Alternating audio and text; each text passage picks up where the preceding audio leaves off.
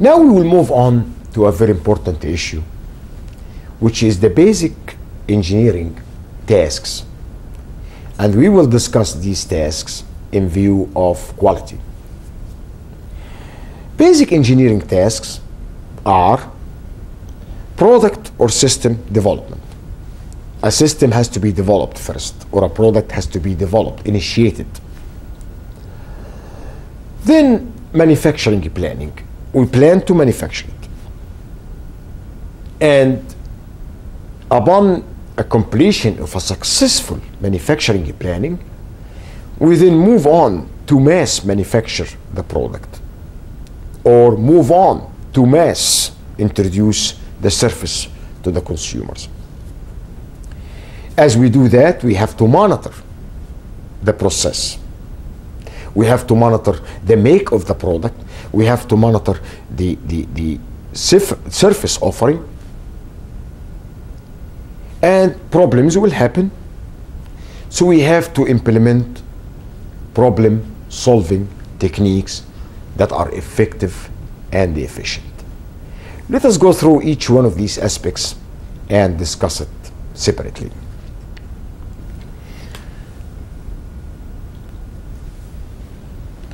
Product or system development. This phase represents the foundation of all engineering tasks. The ultimate goal of this phase is to design a product or a system or a service with better performance than the existing one, or perhaps develop a product or an idea that has never ever been used before. In practice, the product or system development task typically start on the drawing table. People come up with ideas and sit together and brainstorm the idea, with the designers attempting to pull together all sorts of knowledge relevant to the product or the surface of interest. This brainstorming process continues until the product, the system, or the surface idea is largely developed into a well-specified, practically doable model with some initial design tolerances. The basic activities of product or system development involve three very important tasks or activities. First, invention. Second, innovation. Third, dissemination. An invention is typically initiated by creating something. It's a result of a creative, perhaps imaginative thinking of a talented individual or a talented group of people. That is invention. Anybody can conceive an idea. Anybody can be creative enough, talented enough, imaginative enough to come up with a good idea, regardless or irrespective of the qualification of that person. Innovation, which is often used loosely, alternatively to the term invention, quite often people describe invention as being an innovation. This is a common misconception because innovation is fundamentally different than invention. Innovation is to convert the invention into a practical model. There are a lot of ideas or inventions that, although they are so creative, okay, but they cannot be transferred into practical models. Electric car versus gas car. Then you start, hey, that's a great idea, okay, but an electric car requires charging. So how are we going to go about all of this? Should we just have all people driving tracks where the cars are continuously charged, such as some of the trains and subways and all of that? That is the issue here. We have to distinguish between an invention and an innovation. Again, an invention is typically initiated by a creative thinking of a talented individual. Innovation is the process of taking the invention and converting it into an acceptable, feasible model. Unlike invention, innovation requires a great deal of effort that often goes far beyond the ability of an individual. You have to have a sponsor to your invention idea. One of the big differences between what we call it industrial or well-developed countries and underdeveloping or developing countries stem from the fact that ideas and the inventions in the developing or underdeveloping countries often lack sponsorship. Somebody or some organization that says, okay, this is an excellent idea, this is an excellent invention, let us move on and convert it into a practical model. This is a very costly issue. It involves not only quality issues, but also marketing issues, cost, distribution, convincing of the consumers that this invention will be very useful. This is the innovation aspect. Dissemination is the diffusion of the invention to the whole world. You can have a very good invention, you can convert it into a practical model, and you can sell it to a domestic market. But in today's global competitive market, the innovation has to be disseminated into the whole world. It has to be universally accepted. And that gets us into other issues. Is this invention or innovation is domestically oriented? Is it suitable for this location, but it may not be suitable for other locations? Dissemination. Again, if you take innovation and dissemination and think closely about what they mean, you will soon realize the difference between a well-developed country that adopt inventions, convert it into innovation, then disseminate it universally, and developing or underdeveloping countries that do not have the financial resources to complete that cycle from invention to dissemination.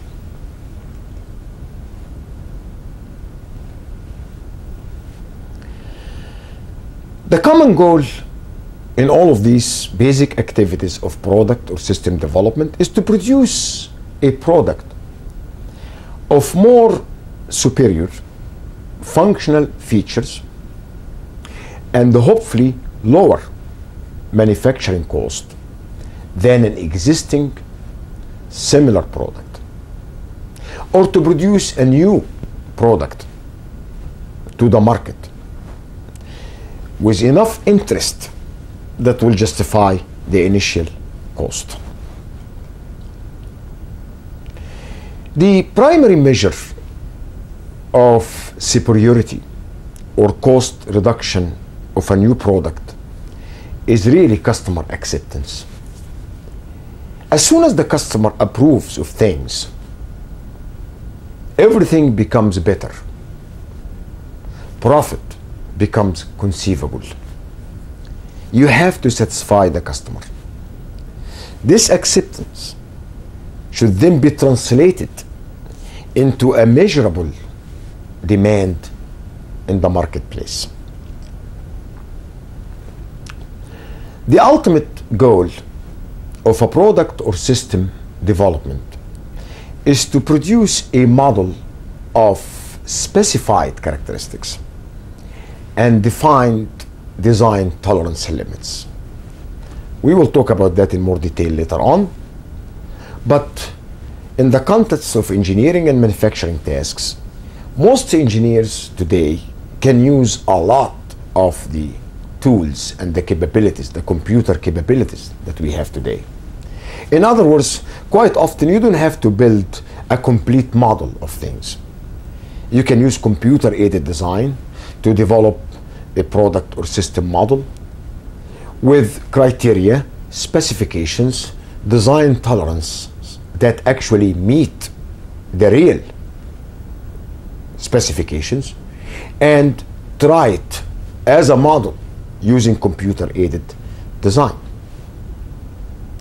That takes us to a very important issue: specified tolerances versus design tolerances. This is something that we will talk about throughout this course. Every time we mention specified, we imply consumer or customer-driven interest. But sometimes we have our own internal specifications as a producer of the product. But most of the time, whether we're talking about internal or external, it is the customer that dictate the specified tolerances. And as I mentioned a few minutes ago, these tolerances that the customer dictate upon us can be very objective, but they can also be subjective. A fuel efficiency car is an objective tolerance. The number of gallons per mile of gas is an objective measure. Appearance, comfort, look, these are subjective measures dictated by the consumers. The design tolerance, on the other hand, is mainly an internal task based on the specified tolerance in some way, but not necessarily in full. It really reflects the boundaries of the basic functional characteristics of the product. When an engineer designs a car, there are basic criteria: an engine, an entire system that will drive the car. So most of these are objectives.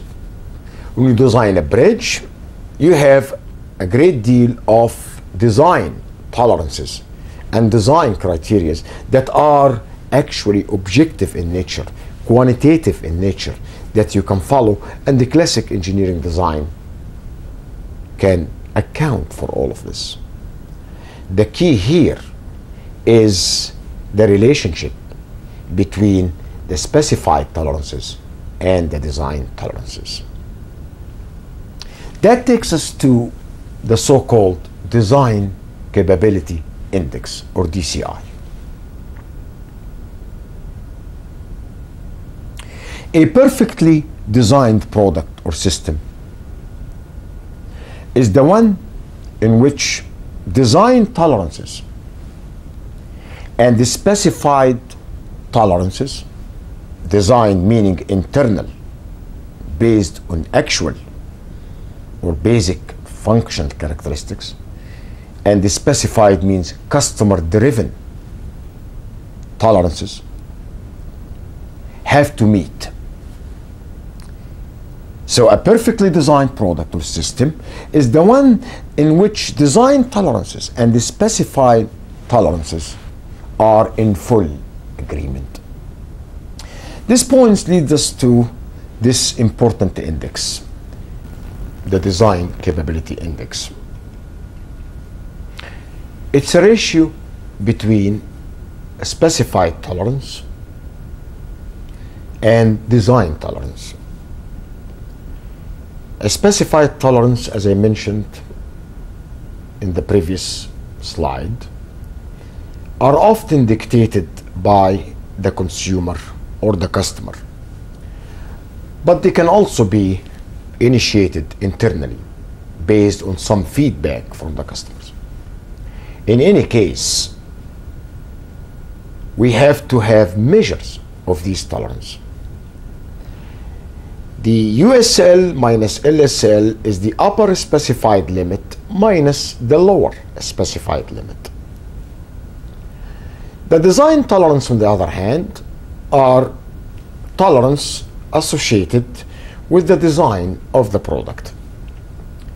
The UDL and the LDL are the upper design limit minus the lower design limit. If we take a case like this, here is a mishmash or something that has to fit into a certain space or certain dimensions. This dimension here is the specified dimensions, upper spec and lower spec. Now, if we have a bolt that has to fit into this tolerance or this space, this bolt will have to have dimensions that we call it the upper and lower design limits. And in this case, the two have to fit. Obviously, from an engineering viewpoint, if there is an exact fit,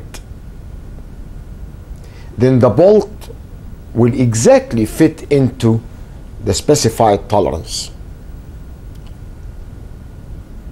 If we can achieve that, then that will be the ideal situation. If we can achieve that without too much friction between the bolt and the specified tolerance, that will be an ideal situation. If, on the other hand, the specified tolerance are much larger than the design tolerance, then the bolt may go in very easily, but we will have a gap here that we have to deal with it. This gap may result in a loss of fixation. We cannot keep that bolt into that slot, and we may have a problem as a result of that. The third situation is when you have a design tolerances that are larger than the specified tolerances. In this case, as you can see here, the bolt will not go in and the system will malfunction. So what we just saw here are three different scenarios to a product in which we are comparing its design tolerances with its specified tolerances. Now, before we move on, which situation that we think is the right one? Well, obviously, the first one is the ideal one. Okay? If we can achieve that, that will be an ideal, perfect result. And the third situation here is an impossible one, because that will automatically result in rejection of our product, in rejection of meeting the design criteria. Now, the second one is a situation that we have to closely consider. Because in this second situation here, the design tolerances look very good. They are meeting the specification limits or specification tolerances. They are going in. Indeed, they are meeting the specification limits at lesser material because the dimensions are less, as you can see here. Very good. However, we have other product criteria we have to worry about, and that is this bolt here has to stay in the slot. Okay? If that is doable, then this is the best situation. Why? Because this first situation here, although it is ideal, but it might not be achievable all the time.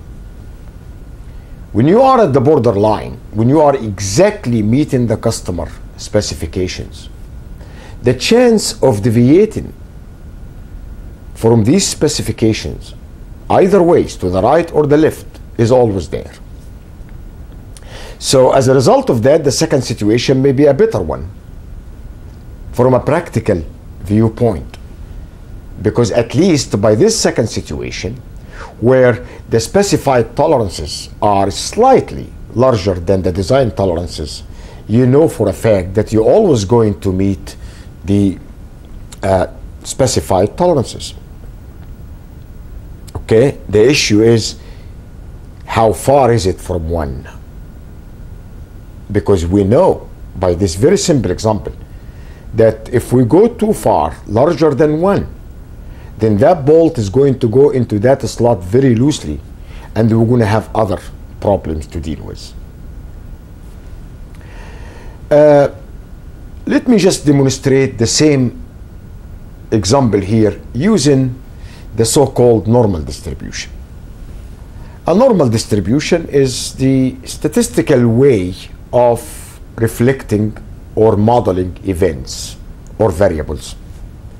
It's a very simple two-dimensional graph where the x-axis is the variable value and the vertical axis is the frequency or the number of items meeting a certain variable value.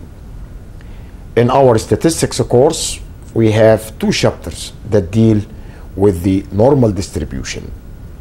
But the point I'm trying to make now is a normal distribution reflects just about almost all phenomena that you can see in life.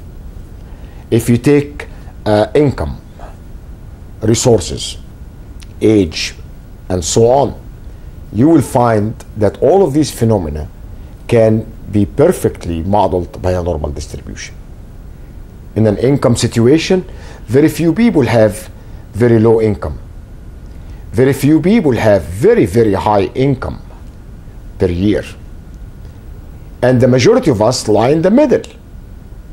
The middle income people, the middle class, middling. Now, what we have here is a distribution that represents the dimensions that we were talking about, the bolt and the slot dimensions, the allowance. So it's really representing this distance here. Very good.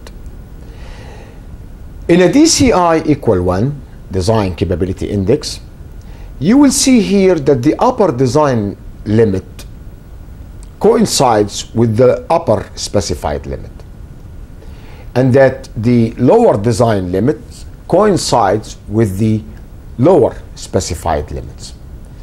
That is the ideal situation that we mentioned earlier. Very good. If we move on now to this situation where we have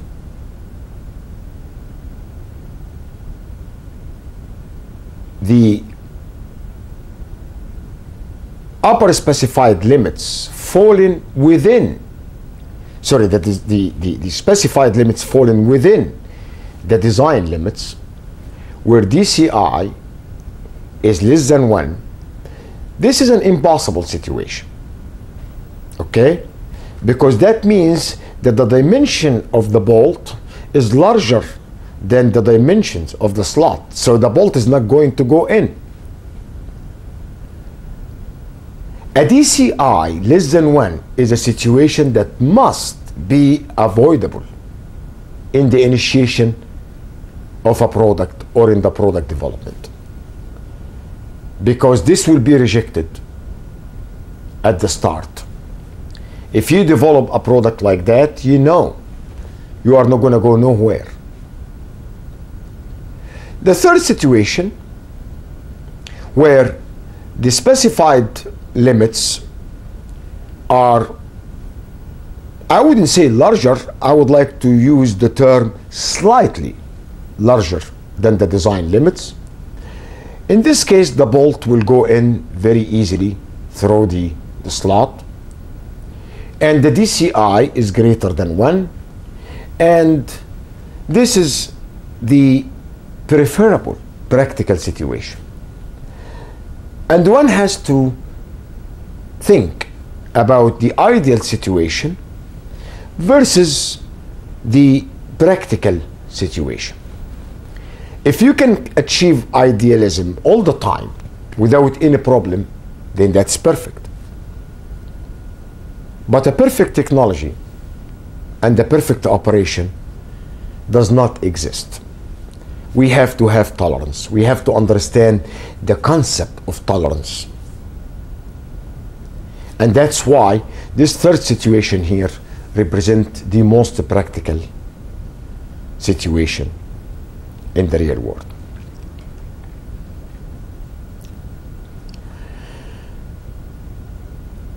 Here is the example with values, with numbers. Piston rings used for an automotive engine are primarily characterized by their diameters. If a piston ring was designed with a tolerance of 70 plus or minus 0.02 millimeter, these are the design tolerances. The question is to calculate the DCI given specified tolerance or a slot dimension of 70 plus or minus 0.03. Now notice here, these are the specified tolerance. This is the slot dimensions. Here is the bolt or the piston dimensions. Very good. The DCI, as defined by the specified tolerance divided by the design tolerance, or USL minus LSL divided by UDL minus LDL, will be equal to the upper specification limit will be the 70 plus the 0.03. The lower specification limit will be the 70 minus the 0.03. The upper design limit will be the 70 plus the 0.02, and the lower design limits will be the 70 minus the 0.02. The ratio here is 1.5, and that is a DCI greater than 1.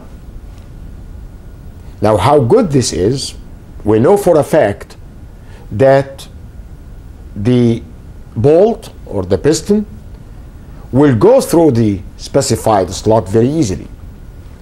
We know for a fact that we meet in the specified limits. But are we meeting it in such a way that we have too much space? Are we meeting it in such a way that we have too much DCI? In other words, are we meeting it too much in such a way that it may cost us? Or we may have to do other things? Or are we meeting it exactly the way it should be?